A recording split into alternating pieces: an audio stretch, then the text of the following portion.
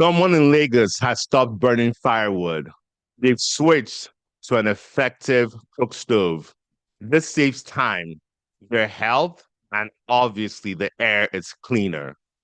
But what most people don't understand, this switch has actually created some financial flows, aka money. Well, not directly money, but somewhere in the equation, the firewood she didn't burn, the smoke that didn't happen, has created a carbon credit, and someone in Europe will pay for it. But what does that money flow look like? What happens in the gap between intermediaries? Dr. Geoffrey understands the sequence. His work at UNDP covers climate finance. In this episode, we're discussing all things climate finance, clean cooking, carbon credits, and energy transition in very simple terms. I am Emeka Okpara, and let's connect the dots.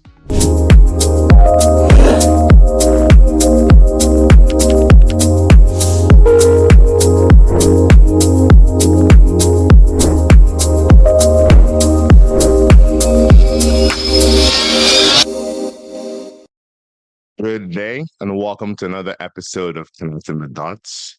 I'm joined by Geoff Omedo, who is at UNDP and who is newish to Nigeria. How many months now, or how many years now? I've done 2 years actually. 3 years? 2 years. 2 years. Fantastic. Welcome to the program, sir. Thank you so much for having me.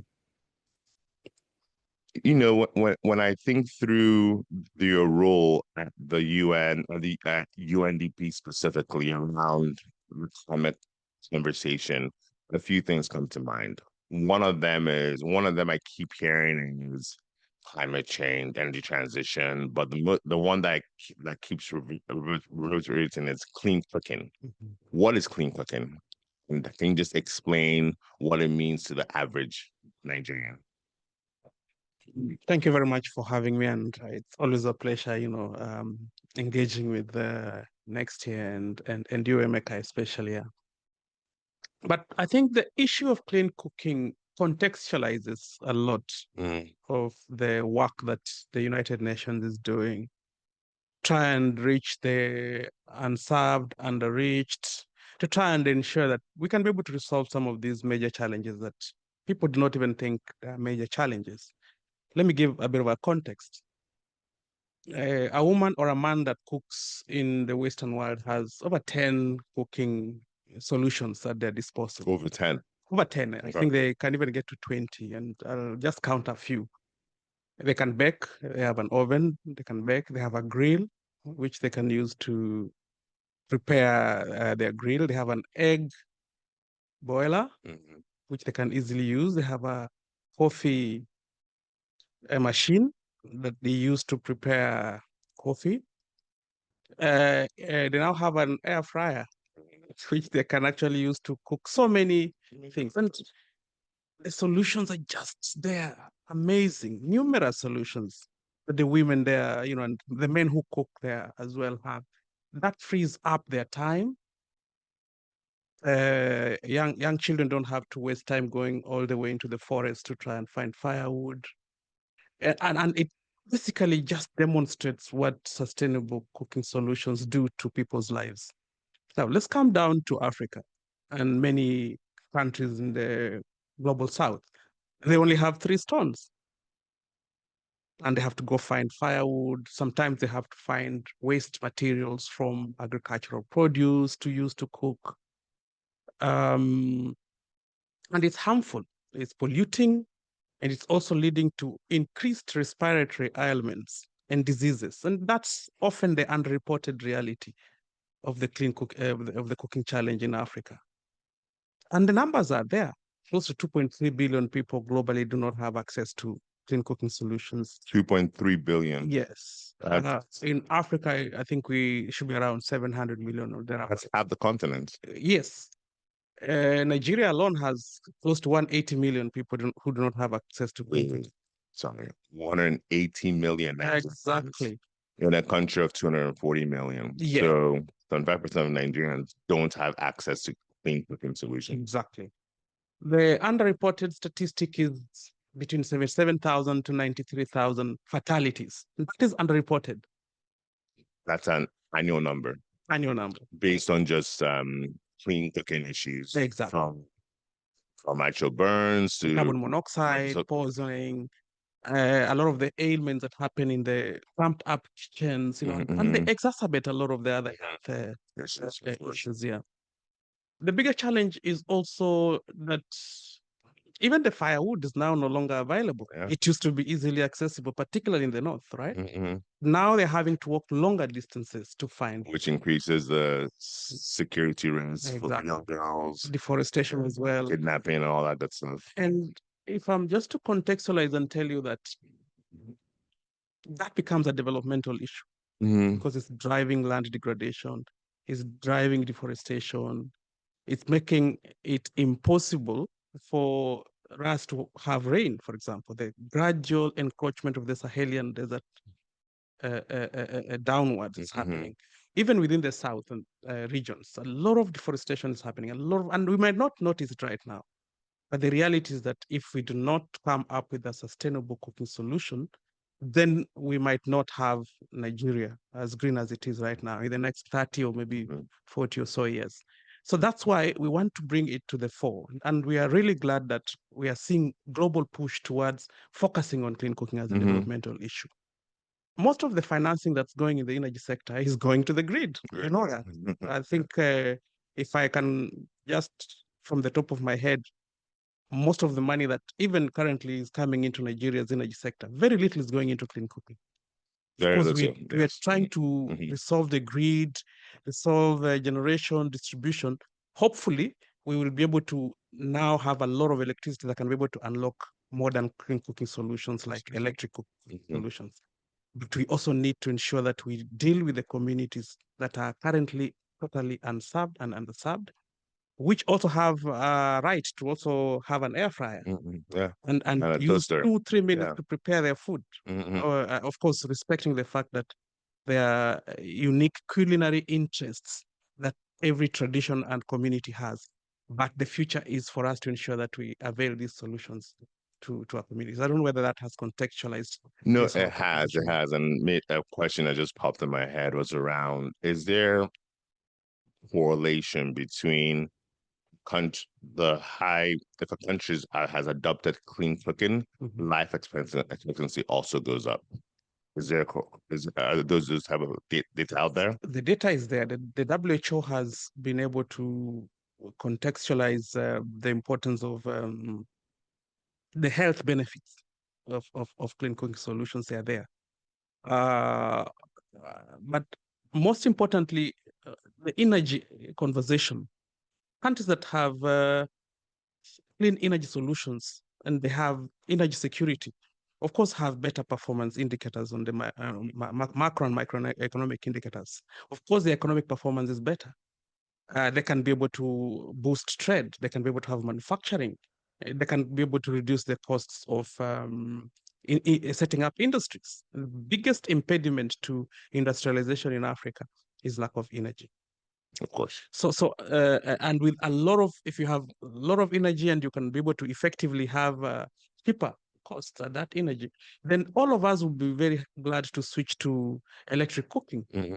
Currently, I don't think Nigeria is ready yet for electric cooking solutions because not only is the supply unreliable, it's also unaffordable. Unaffordable, precisely. Yeah, so that's why the biggest indicator for progress in a society is you just being able to facilitate people to cook, and they should be able to cook that well, because cooking is a basic human right, just as eating and food is. And without ability to cook, you will find people even cutting their furniture to just put it in the fire to cook.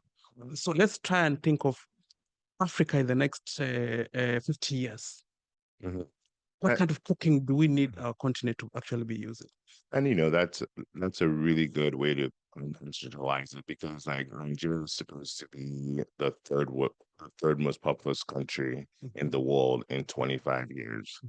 And if 75% of the population, when counting, don't have access to clean cooking, that means the trees in Nigeria will drastically start to reduce, and the Sahel will move closer in. The climate change conversation becomes even more of a challenge. So yeah, I don't think most people understand the context of how important clean cooking is, but I'm hoping that this bit of intro has helped paint how important it is, because I think unfortunately most people who have access to what we're doing here today to listen and to watch are not in that 75%. So they think, just like most Nigerians don't understand that half of the country don't have access to power, which sounds crazy, but that's a fact. And I'm sure you've seen it with the work you've done throughout the country. But I wanted to move into talking about plans. A lot of times, um, if you view Nigeria from policies and from plans, you would think, oh my goodness, they've got it all down. They know what they're doing. Everything's perfect. But we falter when it comes to implementation because we're not properly, in some respects, coordinated to move things from point A to point B. So I think when I look through the energy transition plan, the Vision 3030 plan, all these plans are fantastic, but we haven't gotten to where we're hoping to go. And one of the conversations around the NDC, that target of bringing in more money for climate finance. But as of a couple years ago, we were spending over $10 billion dollars on false subsidy. But on the climate side, only about $2.5 billion came into the country. How do we change that? And what's the process to really scale that over time? Because clearly we have some climate issues we need to deal with. Yes. And I think as I reflect on your question, I really want to congratulate Nigeria. You've finally managed to put in place the frameworks that can be able to facilitate flow of climate finance. Because people do not realize, they think that climate finance just exists somewhere, you go and pick it. No, there is a lot of work that needs to be done for you to effectively be able to unlock that climate finance. Let me just use an example of the recent letter of authorization that the NCCC has issued under Article 6.2 for 5.2 million carbon credits that are going to be traded under the compliance market regime to ban. Ban is in the clean cooking conversation. We started in the clean cooking conversation. What does that mean to the common Nigerian? It unlocks between 78 to 182 million US dollars for clean cooking. Oh, wow. Because clean cooking has been confirmed to be a high integrity carbon reduction strategy, because you basically are switching people from firewood to a cooked stove that can be able to track how much emissions have actually been avoided by using the stove. And that is climate finance that is needed to help implement the NDC. So in terms of some of the great steps that Nigeria has done in the last maybe 3 years or thereabouts, of course, is finalizing the carbon market activation policy, having a very ambitious NDC 3.0. UNDP, we supported both processes. If I'm just to look at the NDC 3.0 and some of the innovations that have been put in there, include identifying some of the potential pipelines that can be able to unlock the climate finance. For example, clean cooking is one of the priority areas that have been identified as a measure in the NDC 3.0, unlock climate finance. And that's why you can see already the LOA has been issued to ban for clean cooking. But this where's the two questions. Where's the money coming from when we now say climate finance? Is this public sector or is it private? And you mentioned an acronym, LOA. Yes. Could you explain that and then? Yes. Wow. We need to have another session fully on carbon market. But In terms of the climate finance architecture, globally we have public sources. These are public, international public grants that Mm-hmm. are coming from governments all over and also local, and we have private as well. Okay. So far we have seen the largest amount of resources going to support climate activities have been public, but from the DFIs. And those are basically loans and something like that. I think over 70% Nigeria, basically DFI, World Bank, AFDP, and those kind of elements. But that's not really concessional capital. Mm-hmm. Mm-hmm. What we're trying to see is how we can unlock 30% from the local private sector and even international private sector.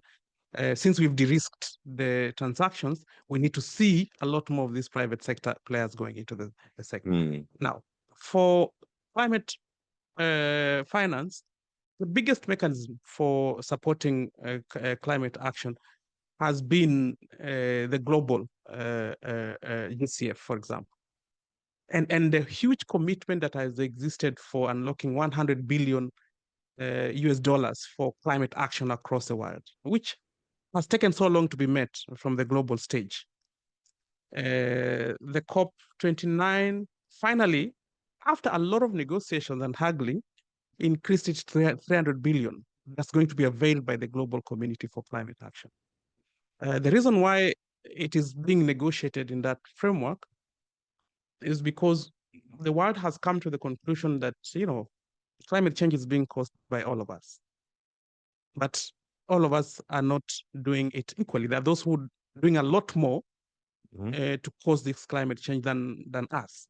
For example, if I'm to really simplify it, a forest has an elephant, an antelope, all the way to a bee. They all live in the same forest. Mm-hmm. Of course, if the elephant, the bee, the antelope, and all the animals sit around a table and try to come up with a recourse measure on how to restore the forest, you don't expect the elephant to make the bee pay the same amount of money that the elephant has done to Of course. restore the forest, right? Mm-hmm. So those big consumers, those big polluters, under the principle of common but differentiated responsibilities, have a higher responsibility to put a lot more resources on the table to restore the forest.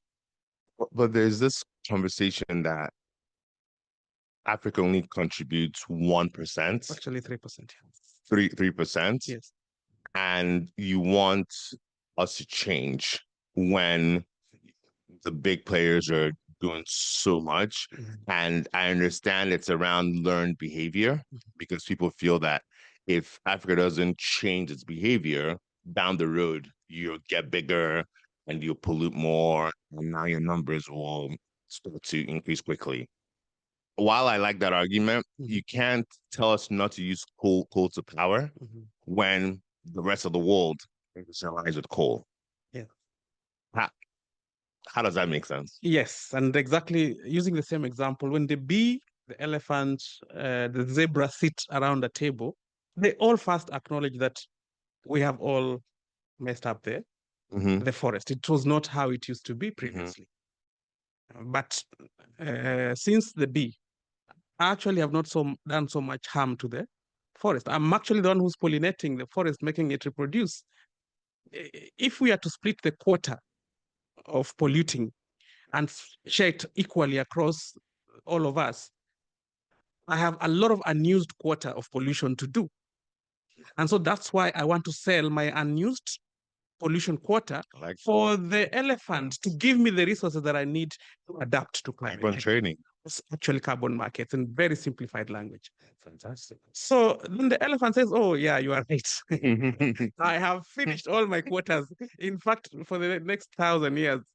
But now I really want us to converse because by all this, I'm bigger, my economy is stronger, I'm performing better. And that is where it introduces that principle of we have to negotiate and you have to create in place a very clear mechanism where we can be able to allow the trade of carbon. So, for example, the 5.2 million deal is a bilateral cooperation agreement whereby a high polluting country will pay for the emissions that are being reduced by a country like Nigeria. Walk me through that. So Canada. Yes.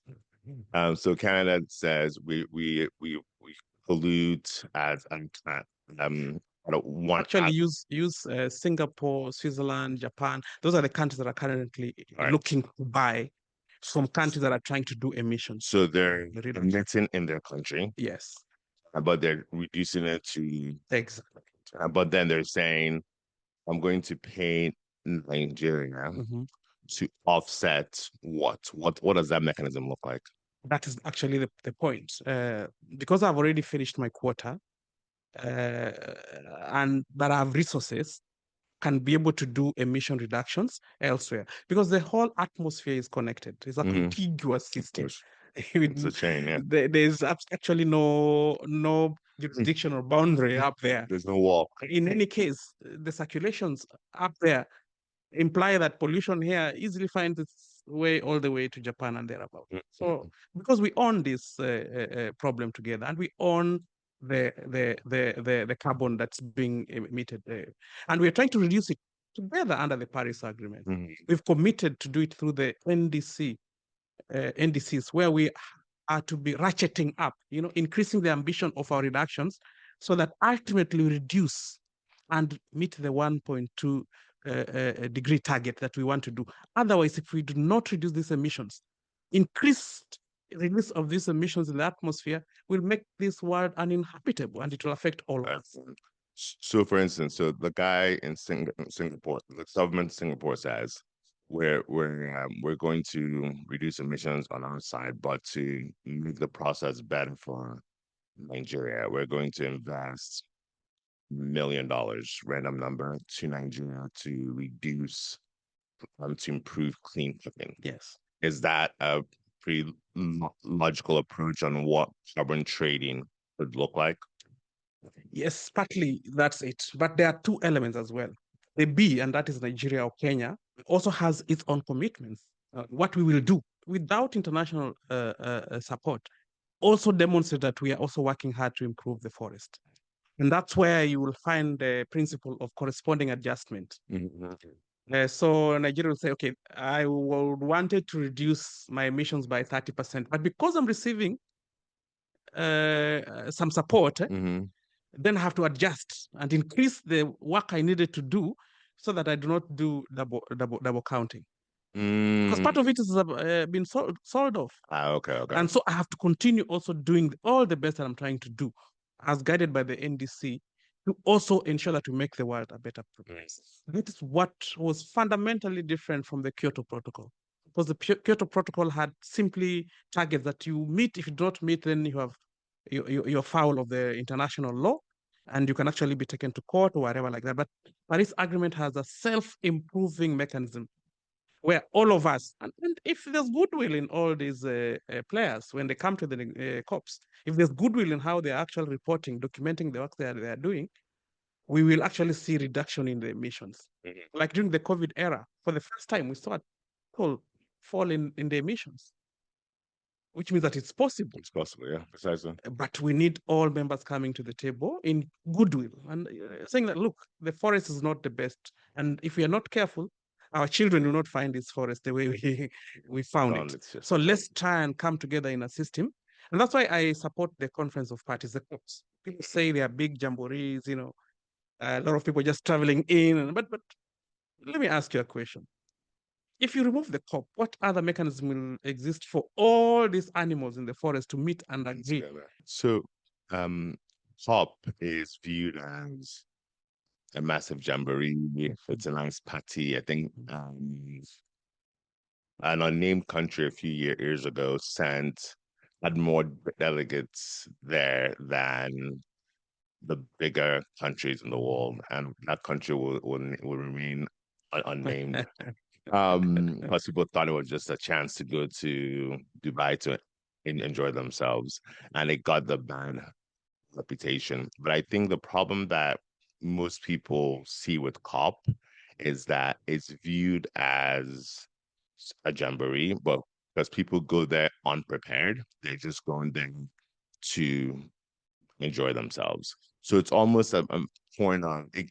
So it gives the whole conversation a bad rap, right? Because first you're talking about climate, and that's so abstract, Mhm. and now your people are not prepared. Mhm. So the Western nations go in, they're prepared, they force down what they want, and they leave. Brings me to the point of the adaptation and mitigation, right?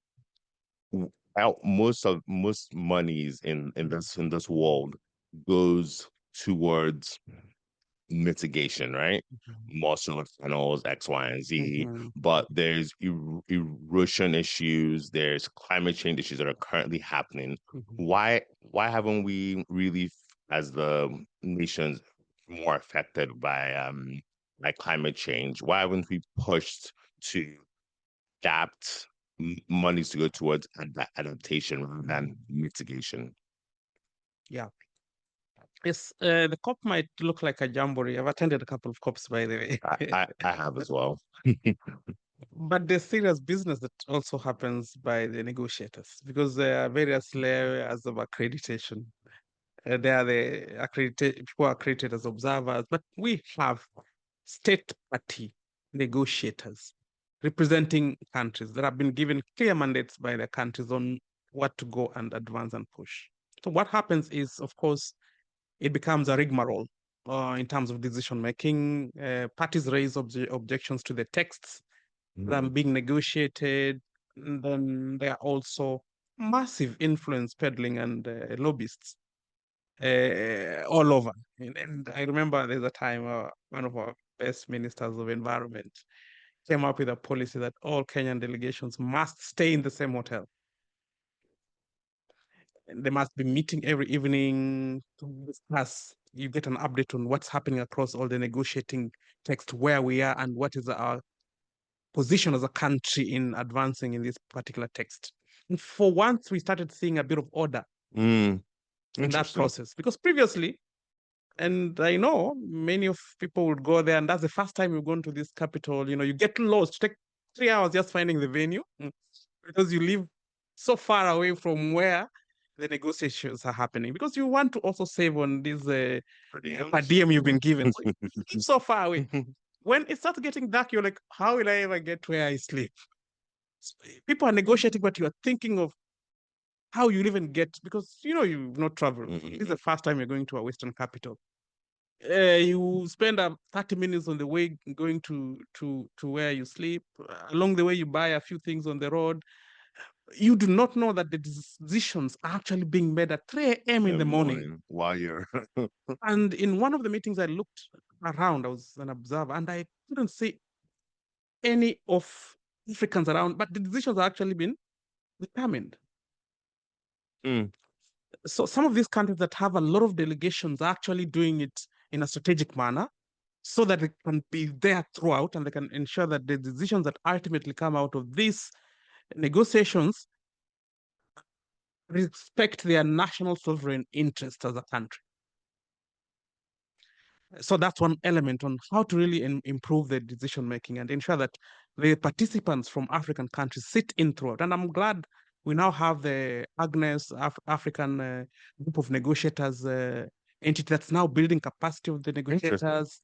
And we've seen improved participation of Africa across these negotiations, and that's why we are seeing some of these decisions becoming a bit now, positive. does Africa know what it wants? That's now the biggest challenge is we have African Union, we have various blocks. Some members are in this G77, G20, but through the African group of negotiators, we are seeing a bit of conversations around the things we're going to support. Interesting. Of course, there are also internal elements that need to be looked at. You know, what West Africa is interested in, what East Africa, South Africa. Those are the main blocks that sometimes we would like to see, including also North Africa having a voice before this kind of conversation. So I think process is ongoing. It's to see how to make the decision making a bit more fluent and to reduce the time wasted. Sometimes one article which can be able to introduce serious legal requirements on a state can take close to 3 or 4, 5 hours being negotiated. My goodness. And there's no process for consensus building because if a country says I do not want that article there, another one says I want that article there, you can so long. And that's one of the reasons why we are seeing very few decisions being made at the COPs, but it's still a good process. and it needs to be improved going forward. Mm-hmm. Come to the mitigation and adaptation financing challenge. And there's been a huge asymmetry between funds flowing to mitigation to adaptation. I actually raised it to the GCF when they were in Nigeria last year, and they told me that no, now we've tried to do so much. Now there's parity between mitigation and adaptation, and I don't agree. No, of course not. Yeah, the reason is adaptation is seen to be a token of Yeah, it appreciation. seems to be it seems Because it's you're easy. suffering, you are sick, you have had a flood, so I need to bring in a bit of Mm-hmm. pens So and it's almost like medicines. aid work as opposed to development work. Yes. Aid is kind of like I'll give you food to eat, Yeah. but if it's development, I will create that environment for you to prosper. That's yeah. Which is wrong, because the way I use the example of the bee and the elephant and all these elements, if the bee cannot find any flowers anymore to pollinate, it has no food. It's really not aid. It's a basic principle of common but differentiated responsibility for you to avail adaptation financing for them, because they have had to change their lifestyles. We have had situations in Africa where we've had three successive droughts meeting each other. We had it in Kenya once. Our wildlife were dropping down dead because we're not even thinking about adaptation in entirety for humans. What about the wildlife that don't have a mechanism to be supported? They need water, they need food. So these huge ecosystem failures that are actually attributable to climate change require to be financed. And that's why we are glad that in COP29, again, the Loss and Damage Fund was finally, after how many years? Finally, after so many negotiations, put in place. But are we seeing resources going to the Loss and Damage Fund? Not yet. So that's the question. COP is this nice conversation with 100 and how many different nations? 170, 190, Okay, 193 actually. 117 193, yeah. And there's this all these agreements get made. Who actually mandates legally that she get done? Because she just said the loss and damage fund operationalized in COP29. A year later, the flows haven't come out. And that's why this system can only work if there's a total goodwill. And all of us as humans come to the table, understanding the perils that our development trajectories are introducing to the world, to society, and not just currently. Think about the inter and intragenerational issues around this. We are on the verge of losing there's a rhino. There are many animals that we are making extinct in our generation. Making extinct? Yes, through our development work, and through our growth. I mean, we are cutting down forests, we are building huge infrastructure, but we're making it impossible for those habitats to continue existing to support those kind of wildlife and ecosystems. So when the children of your children will be born and they are told, we used to have an elephant, it's no longer there. I mean, so there's an inter and intergenerational conversation here. And that's why there's need for seriousness and commitment by particularly countries that actually are the leading polluters to avail these resources for climate adaptation. Because adaptation goes beyond just responding to a flood or a drought. It's also about building a system that can be resilient to the vulnerabilities that climate change has actually introduced communities. And that is the most important thing that we in the United Nations are continuing to advance and advocate and encourage that, adaptation needs to be looked at seriously. It's not only mitigation, because mitigation is about money. It's about proof of concepts. Sometimes there's no proof of concepts in poverty, in floods. But let me give an example of one of the tools that we have managed to do in Nigeria, in Lagos, that is demonstrating that you can also have an innovative financing investment system that can be able to unlock capital. So working with the Lagos state government, we've introduced the parametric insurance facility against flood risks. Okay. just recently.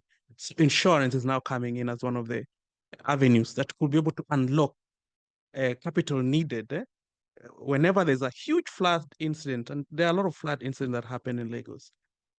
Insurance can be able to cover that through this parametric insurance facility. So there are a lot of How also opportunities. how does the average Nigerian qualify? Do they buy the insurance through There's a a premium. third Yeah. party or Yes. through the state? So there's a clear agreement with insurance companies that have been able to sign up to this scheme. And there's a premium that, of course, is going to be paid. Of course, the state is also providing a bit of support to that as well, because there's a huge recognition that flooding is a menace, and is a huge menace, particularly in a state like Lagos. If you extend that to communities that live along River Benue as well, Mm-hmm. you can be able to come up with a good insurance scheme that can be able to help the farmers on these important ecosystems that go through flooding every year. And there are also tools around droughts as well. So there are avenues also where you can monetize and professionalize adaptation and leverage some of the innovative financing instruments, including insurance, to actually support, boost resilience, and make people be able to recover quickly in case they are actually having a climate related risk. So there are all these elements that actually exist out there. That should also prove to you that it's not only mitigation that needs to be financed. There's a way we can also professionally bring adaptation onto the table and support ecosystems. But even as we do that, one of the most important elements is recognizing the fundamental ecosystem failures that have been attributed to climate change, and those need to be financed through the loss and damage facility. So Mm. right now, I think countries are trying to look at some of the evidences of loss and damage incidences. Then they can put them forward, and probably there will be a financing mechanism to actually deal with those kind of loss and damage incidences. Yeah. So who's the international police that actually forces countries to do what they're supposed to do, or is there one? This is where the transparency and reporting requirements are absolutely essential for the COPs and for the Paris Agreement. The system where you come and say, this is what Nigeria has done, this is what Kenya has done, this is what we have managed to do against the commitments we made to do last year. Mm. Now, interestingly, you should take a time and read the advisor opinion that came from the ICJ recently on climate as a potential international crime. And it's raising a lot of heat right now. Mm-hmm. But the opinion by the ICJ, which was released last year, is pushing this climate change, and particularly if you're doing it obstinately and without care for the other countries, to be a potential legal criminal issue. And that would drastically change how countries look at climate change, because then it actually starts getting serious legal repercussion instances for you. Mm-hmm. You can't just continue polluting like that, and you're leading to other countries having problems, droughts, killing people, and there's no legal recourse for you. So that legal opinion should be interesting. I mean, for maybe we could in future discuss a bit more on Mm-hmm. the legal elements around it, because then you come to the point of enforcement, compliance. For now, we are really trying to still work on the economic incentives elements, just making people realize that there's good business in taking sound environmental and climate sound policies and decisions. And we're doing it, like the community in the forest, like just trying to ensure that things work well Mm-hmm. before we try and find the elephant and take them to court and even levy some penalties to them, pay for what you've done. I mean, because that system is still growing Mm-hmm. right now, but it might grow in the next maybe 10 or so years. There will be perhaps a precedent that will make it normative for a country to sue another country for climate related risk. But that's an area that's still developing Yeah, currently. and that quite hasn't happened because there's a viewpoint that the top five polluters support a number of the countries who are on the downside, right? Because they give them aid, they give them support through all sorts of mechanisms. Mhm. So countries that's receiving aid from be that's receiving aid from an elephant will not come and sue the elephant because then the money that they're providing to support maybe some health crisis now goes away. So I think there's a bit of a balance. That's why we really need to create that international police that's able to really hold countries accountable. Um, Maybe just moving on to the conversation of Africa and climate. I know a few years ago in your country, we had the first Africa Climate Summit, and that achieved quite a bit as far as setting the tone on what it means for Africa and how I mean the conversation goes. What's the UN's role in that? You guys involved in trying to strengthen that to ensure that we're speaking with one voice in the continent. Yes, largely we are seeing a lot of coherence emerging across the continent.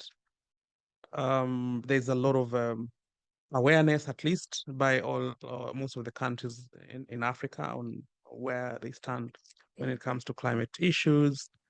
We're also now starting to see massive energy projects starting to be formulated, right? In fact, I'm doing another paper right now that's just analyzing potential game-changing energy projects that cut across one country, like what South Africa is doing, what the Inga Dam in Congo is going to mean. When's that thing for the going to be region. built? Talk about Finally, it's Inga being Dam for finalized. how many decades now? So finally, they have put in place a very interesting financing structure that includes countries like South Africa and others providing resources to buy the energy that come out of it. And that has somehow made that deal plausible because the energy that will come from Inga Dam will be massive. The numbers are, I want to say it's 10,000 megawatts. Yes, should be 11 gig, around 11 gig. Look at what Ethiopia has done with the Grand Renaissance Dam. And so we're starting to see projects that are conceptualized not just for the country, but to really open up that market. Yeah, precisely. And those are some of the things that are happening. Of course, on the policy front, there's need for a lot more coherence and political leadership among the heads of state. We are seeing private sector starting to talk to each other. But the barriers are there. I mean, the barriers are immense, be it taxation, flow of goods and services, even flow of labor. Yeah, travel. Even travel itself, it's completely impossible to travel across driving flying from Abuja to Cameroon, the capital city. You make three stops, and Cameroon is literally the next country over. You go to Togo, you go to Equatorial Guinea, then you end up in Cameroon. I was going to Algeria. I went through Dubai, Charles de Gaulle in France, and then to Algeria. I mean, you do not even want to contextualize how much time I wasted making that carbon and the carbon emission that I actually were released here. So, well, there's progress, but it's a little bit too gradual. Sometimes I feel we make 3 steps ahead, then we make 2 behind. But generally, the conversations are happening. We are seeing a lot of leadership on the continent towards this kind of work. But my main point on this is, if the continent can be able to sort out its energy issues, I think the continent, Africa, can be able to meet a lot of its development needs and trajectories, because we are blessed with a lot of resources. One of the most fascinating elements of our geography, for instance, is the kind of rivers we have. The fast flowing, we have a lot of waterfalls. It makes it impossible to navigate. And that's why we've not been able to have a lot of water transport, unlike Europe and the other guys that have rivers that are actually navigable. But that also has huge potential for us. Hydro. I don't know why we've not been able to fully tap into hydro. Hydro is the baseload energy for Africa. And it's cheap. It's cheap, of course. The biggest challenge is it takes so long to construct. There's a lot of procurement-related challenges around it. But if we sort out the procurement-related challenges around constructing these projects and make them a bit more faster. 2 years construction, that's baseload. And some of these rivers actually permanently flow the whole year round. Of course, the levels go down during the dry seasons, but largely you can be able to maintain that as your baseload. So the other renewables can come in and just ensure that there's a healthy mix. And then work on the interconnectivity, the transmission. Why doesn't Africa have an asynchronous grid like Europe does have, that's servicing over 22 As countries? regional grids, but it's not hooked together. And even the Nigerian grid Is not even is fully not part of the West the Western African African power pool. power. But for once, we are glad that I think there was an attempt to have to 8 or 10 hours, And it worked. and that it worked. It worked Perfectly well. Yeah, yeah. So I think we're starting to see some of these elements happen, but we need a lot more force and dedication to ensure that we can look at Africa as one market and create the necessary infrastructure that can be able to allow some of these energy to be sold, deal with tariff issues, deal with taxation issues, and just unlock the continent to become one of the major elements. And these are some of the elements I would think the African Climate Summit and this other Working towards, should be able to achieve to really push our continent to the next And level. just, I know this is controversial, but given what's happening in the Middle East, I think Africa can gain so much more if it utilizes solar, wind, and hydro at the maximum level, and then sell all your gas. Because gas, Norway has gas, Yes. but they sell most of it, and all of their generation is renewable energy. Yeah. We can do the same thing because sun is not a challenge here. We just need to pair it with a base load like hydropower and also wind to give it some coverage as well. Um, One of my earlier guests who runs Mainstream Energy talked through how, yes, hydro is something that they obviously do, about 2,500 megawatts, but they're now looking to do floating solar on the river as a way to use the space, but also as a way to now put solar on the grid. So you have these conversations that are going on. But for me, I think we need to hasten it because the more and more time that's wasted, the more and more Africans, half of the continent, don't have access to power. So we need to really get these conversations started. Yeah, and the Strait of Hormuz. You know what it has actually done? Just I think this week. Is it this week or last week? The Dangote refinery, for the first time, has been able to get deals in 5 countries. They're going to be selling products in I think Ghana, Tanzania, Togo, Ivory Coast. There are 5 countries. 460,000 tons of produce are going to be going to those 5 countries. And the For the first time. question is, does that then limit how much we have in Nigeria? No. The issue here is, and even the Western African power pool, Nigeria makes a lot of money from selling electricity to the region, right? Don't say that too loudly. But it's the truth, right? There's some that goes because it also helps you unlock liquidity that you need. And Forex. And Forex as well. I mean, because we need to look at ourselves as an interconnected market. We need, of course, to deal with the inefficiencies, challenges, and impediments. Of course, we need to ensure we supply the locals. We also need to know that premium products will be needed across the other countries. If Tanzania receives this energy and it helps them alleviate a challenge, you've made a major contribution to them, but they've been able to pay for it. They'll pay a premium for it. Yeah, in the long run, that's a private venture that has been established here, of course, with huge opportunities to also strengthen Nigeria's standing as a giant energy stabilizer in the continent. Who knows how long the challenges in the Strait of Hormuz are going to last?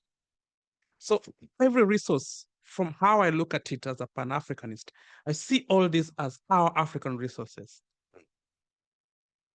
some of the challenges that occurred, and that made me realize that the asynchronous grid in Europe was a major savior, was during the Russia-Ukraine challenges. The countries like Moldova at some point did not have Yes. energy. Mm-hmm. Simply because you are connected to their synchronous grid, countries managed to send them energy and alleviated massive suffering that would have happened in the winter Mm-hmm. Mm-hmm. when it was too cold. So, I mean, let's look at Africa as one market. Let's look at the unique opportunities we all have. Kenya, we are strong in renewables. We are happy to bring the technologies all over. We have been able to become a major expert on geothermal energy, providing expertise all over the world because we tap Because what our base load is now geothermal. 70% is geothermal? Over 90% of our electricity is clean. Yeah, because you have three massive wind. Wind, Yeah. solar, and hydro. And we are now working to retire some of the thermal generators that we brought into the country. Oh, wow. I think in 1999, thereabouts after the El Nino. It's technology. That's know-how. Our experts, I'm sure, will be very glad to come here and sell some of this technology. And we make Africa one huge market that has a healthy energy mix. What stops us from doing that? Mm-hmm. Mm-hmm. So that's why the investments like the Dangote refinery is a major, major investment. I celebrate it as a Kenyan. Of I know course. many Yeah. people in these 5 countries that will be getting this energy will celebrate this Mm-hmm. investment. Yeah. Yeah, and that's why that's how I look at it as an energy expert that has been able to analyze this for a number of years. Mm-hmm. As I look at the challenges that are coming up and the opportunities that are also coming up across the continent. I was listening to an interview a few weeks ago, and I can't remember which expert it was, or from the West. It said Africa is the future in all aspects of it. Mm-hmm. My biggest challenge with that Africa is the future is that it can be business as usual. We can't be that extractive Mm-hmm. region where someone comes, extracts what they need and leaves. Mm-hmm. So but you also can't be productive Mm-hmm. until you're able to have power or energy in your country to refine. And now, just for instance, a fish, a random example, Mm-hmm. a fish that hasn't been dried is worth 1/10 of a dried. Mm-hmm. So you think through that conversation, or is it gemstones? A gemstone that hasn't been cut Yeah. is 100 times more valuable once it's been cut and once it's been refined and processed. So that's why energy is so important in everything that we do. Most businesses here in Nigeria that produce 40% of their cost is energy. So imagine this issue here with the Strait of Hormuz. You now have that energy cost now go up 50%. Mm. And now you're now looking at almost all 6% of your inputs are now energy issues. So I think this convention is very important as a pan-Africanist to be able to understand that we as a continent have to improve how how have to hasten the speed to get more energy into the country to help us be more productive. So we stop being this extractive place. Someone shows up, pick what they want, and leave. So we need to change that. I wanted to just talk quickly about your work. The UNDP is really focused on a few things around clean cooking, health facilities, and solar with the 23 mini grids you're doing. But from my point of view, that's a lot of coordination you have to do through Ministry of Power, Ministry of Health, Ministry of Environment, and a number of these agencies. How do you do it? Wow, yeah.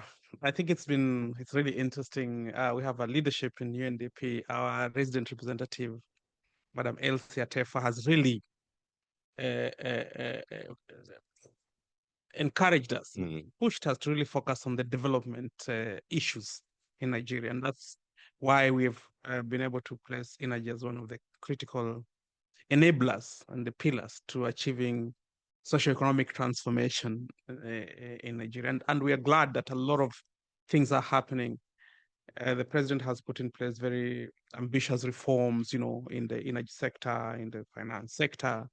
And so UNDP, we are working alongside the government in ensuring that these ambitious reforms actually bring out results.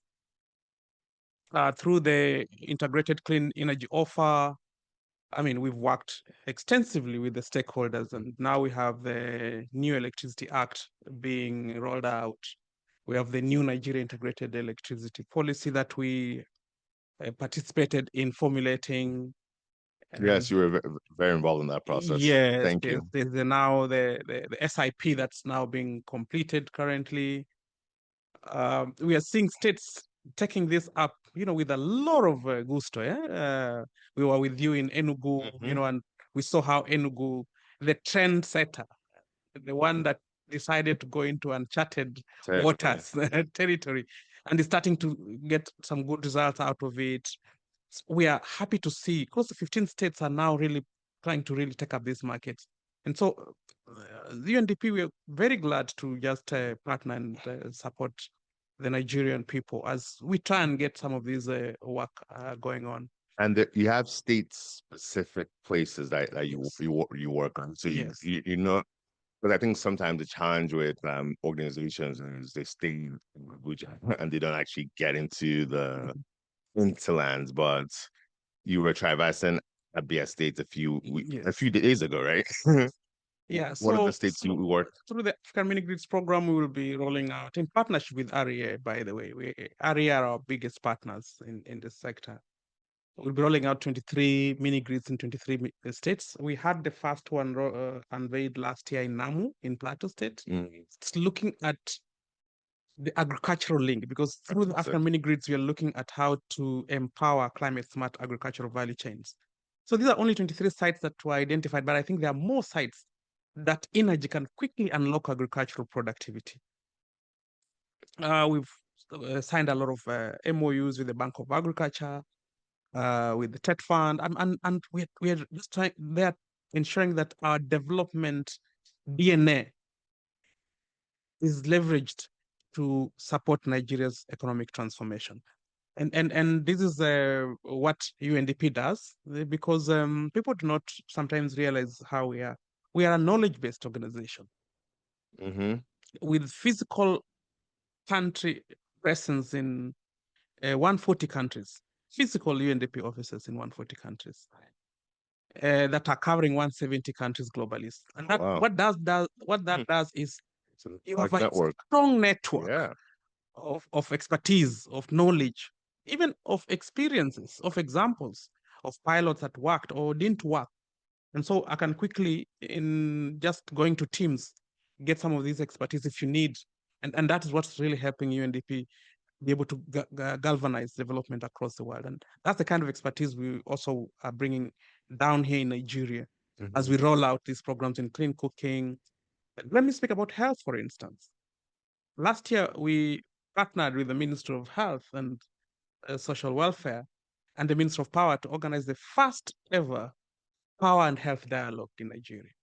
And I was amazed sitting in that room when I heard the Minister of Power say, this is something that's really, really important, because for a long time, Minister of Power has been there, Minister of Health has been there. But when you bring the two together, you realize the commitment that has now come out of that meeting of powering 30% of Nigeria's healthcare facilities is a majorly transformative commitment. Of course. Because it makes sure that people can actually have healthcare services at night.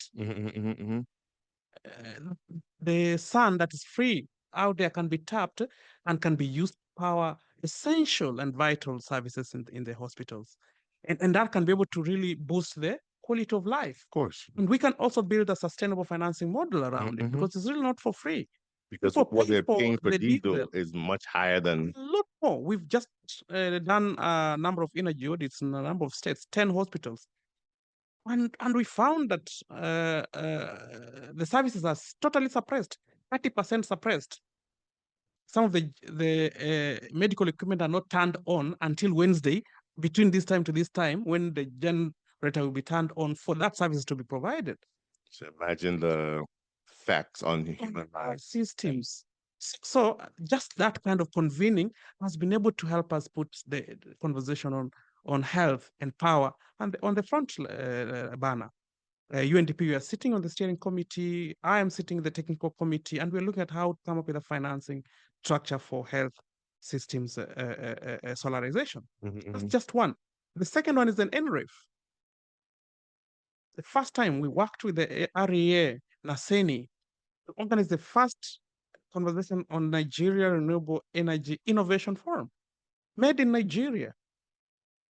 How can we ensure that Nigeria does not import away not just its money, but opportunities for jobs, local Green industries in the jobs, yeah. renewable sector? And we are glad for the first time Nigeria exported its panels in Ghana. It can do more. Of course. Because not only do you have a market here, you have a need and you have the money to pay for it. You also have the minerals To do it, yeah. that are critical ingredients that are needed to support these renewables that are happening. We tie the loose ends, we bring it out as a major pipeline, and Nigeria becomes a dominant manufacturer to some of these elements.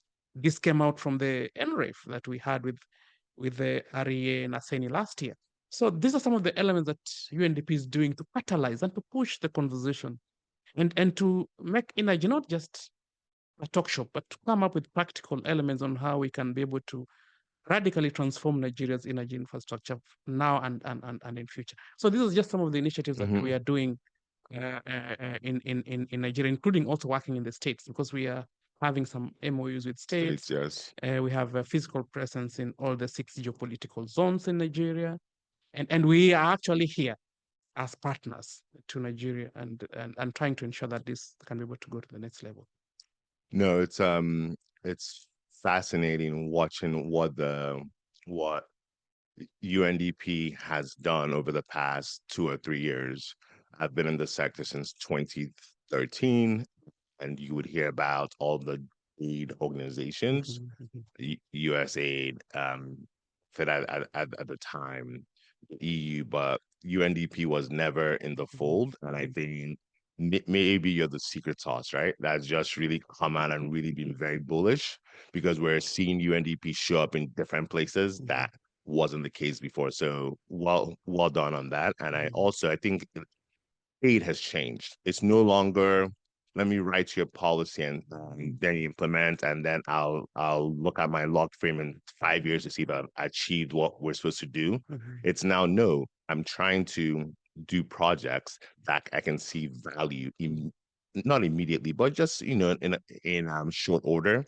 I think that has really favored the approach that UNDP has taken of going down to the state level and ensuring that you're now talking to folks at the state level, but also holding Nasini, REA as part of that conversation. So really well done. And I hope you don't plan to leave Nigeria anytime soon. I hope you're here for the next 10 years or so.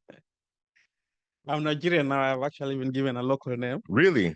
Two, actually. I will be issuing a poll to decide which one I'm going to take. Yeah.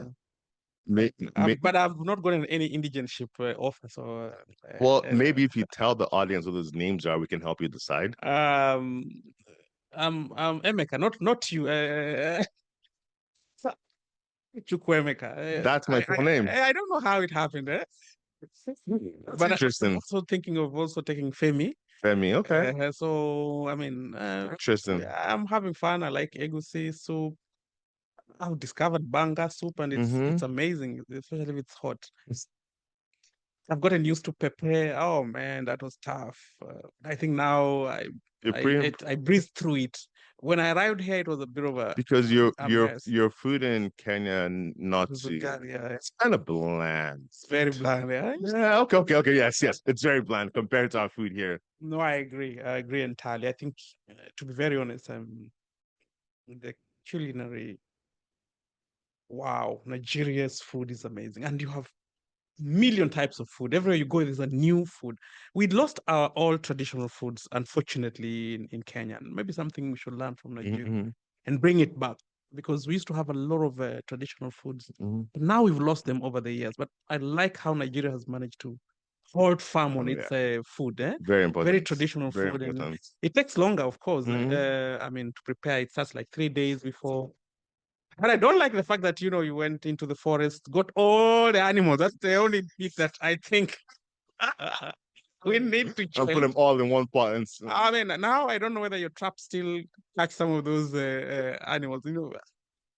Maybe that's the only bit that perhaps maybe you need to see how to domesticate some of those. Make it more Otherwise, you will not have wildlife. I mean, wildlife. that's a challenge. And in Kenya, we have a lot of wildlife. It's a Too. major part of our heritage. Of course, we have bushmeat also, but it's really, really regulated. It's not done like on a large scale as we Nairobi is here. one of the only capitals that has a safari in In the the city. city, yeah, we have a Yeah. park right, the only 10 minutes capital away, city, right? yeah, 10 minutes from Westlands, where I stayed the within. last time. Yeah. You basically can see Kenyatta International Conference Center while in Nairobi National Yes. Park. And we have Karura Forest also that Wangari Maathai really fought to preserve. Right in the city, you can have a walk, very interesting forest walk, right in the city. So, So but I think Abuja also can be able to you're do that. preserving Yes, yeah. your wildlife. Now, just let me get you out on this last question. Mm. We know you're Nigerian if you do the following. When you travel back to Kenya, Uh-huh. do you carry pepper with you?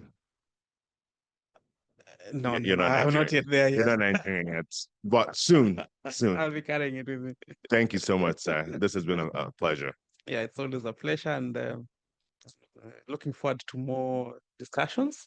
It is always good opportunity to try and share out some of these perspectives, because this is how we manage to change Africa. This is how we'll be able to leave Africa better than we actually found it. Excellent. And thanks so much for Thank the you, great sir. work that Thank Next you. is Thank doing. you. And thank you. Awesome.